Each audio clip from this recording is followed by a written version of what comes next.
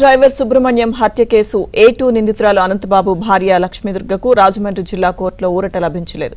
ఈ కేసు నుంచి తనను తప్పించాలన్న లక్ష్మీదుర్గ పిటిషన్ను కోర్టు కొట్టివేసింది.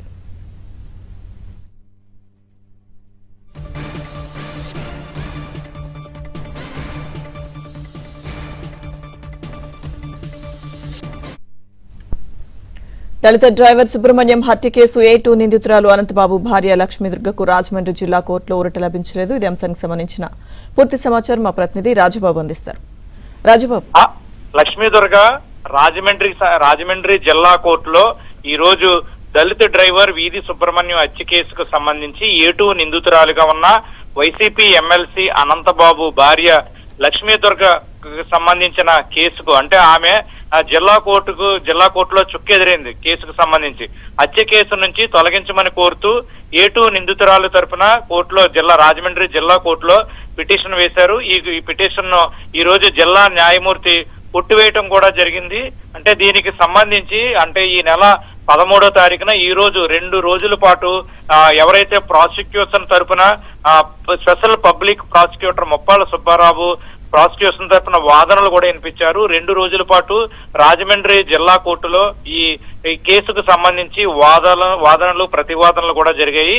ఈ రోజు జిల్లా న్యాయమూర్తి అంటే A2 కేసు అంటే దళిత డ్రైవర్ వీధి సుబ్రహ్మణ్యకు సంబంధించి ఈ హత్య కేసులో A2 నిందితురాలిగా ఉన్న వైసీపీ ఎమ్మెల్సీ అనంతబాబు భార్య లక్ష్మీదుర్గకు సంబంధించి ఆ హత్య కేసులో తొలగించాలని, తన పేరు తొలగించాలని జిల్లా కోర్టులో పిటిషన్ వేశారు. అంటే 2 రోజుల పాటు వాదనలు ప్రతివాదనలు జరిగిన తర్వాత A2 నిందితురాలిగా ఉన్న లక్ష్మీదుర్గను కేసు నుంచి కొట్టివేయకుండా ఆమె తరపున వేసిన పిటిషన్ ను ఈ రోజు జిల్లా న్యాయమూర్తి కొట్టివేశారు.